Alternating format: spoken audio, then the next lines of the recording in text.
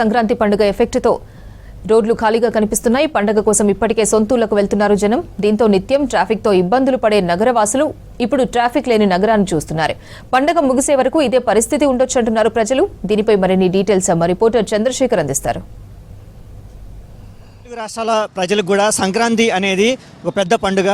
అయితే ఈ పండుగ కోసం సంవత్సరం తరబడి ఎదురు చూస్తూ సంక్రాంతి రోజున వారి కుటుంబాలతో సంతోషంగా జీవించాలని ప్రజలు ఎదురు చూస్తూ ఉంటారు. అయితే ఈ సంక్రాంతి ఎఫెక్ట్ తోటి హైదరాబాద్ నగరం ఎప్పుడు కూడా ట్రాఫిక్తో ఇబ్బంది పడుతున్నటువంటి హైదరాబాద్ నగరం ట్రాఫిక్ ఫ్రీగా ఈ సంక్రాంతి పండుగ కనిపిస్తుంది. అయితే ప్రస్తుతం మనం హైదరాబాద్లోని ట్యాంక్ బండ్ ఏరియాలో ఉన్నాము. యాక్చువల్గా హైదరాబాద్లో ఈ ఏరియానే కాదు, హైదరాబాద్లో చూస్తే జనరల్గా ప్రతి ఏరియా ప్రతి సందు కూడా ఎప్పుడు చూసినా కూడా ట్రాఫిక్ తోటే ఉంటుంది.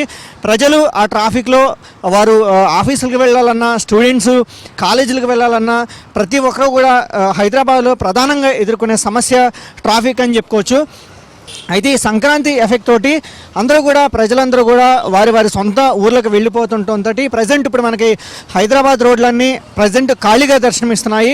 అయితే జనరల్గా రోజుతో పోల్చుకుంటే ఈరోజు ట్రాఫిక్ మాత్రం చాలా అంటే చాలా బెటర్ అని చెప్పుకోవచ్చు. రోడ్లు కూడా మనం చూస్తున్నాం విజువల్స్లో, రోడ్లు చాలా విశాలంగా ఖాళీగా కనపడుతున్నాయి. రోడ్డు మీద ప్రయాణించే వాహనదారులు రోజుతో పోల్చుకుంటే మాత్రం వారి గమ్యాలని ఈజీగా తొందరగా చేరుకుంటున్నారు. జనరల్గా హైదరాబాద్లో ఒక 10 కిలోమీటర్ల దూరం ప్రయాణించాలంటే కూడా కొన్నిసార్లు గంటల తరబడి వెయిట్ చేయాల్సిన అవసరం ఉంటుంది. అదే హైటెక్ సిటీ అట్లాంటి రోడ్లలో ఎక్కువగా ట్రాఫిక్ జామ్ అవుతూ ఉంటుంది. అయితే సంక్రాంతి పండుగ అంటే ప్రజలకి చాలా ఇష్టమైన పండుగ అని చెప్పుకోవచ్చు.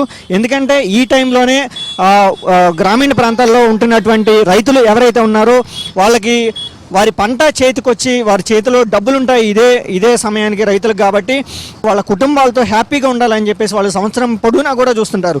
సంక్రాంతి అంటేనే మనకి అక్కడ చూసుకుంటే గ్రామీణ ప్రాంతాలలో ఎక్కువగా మనకి గ్రామీణ ప్రాంతాలలో మనకి గొబ్బెమ్మలు కావచ్చు, ఉదయం పూట వచ్చే హరిదాసులు కావచ్చు, ఇంకా గంగిరెడ్లు కావచ్చు, ముఖ్యంగా చూసుకుంటే కోడి పందాలు.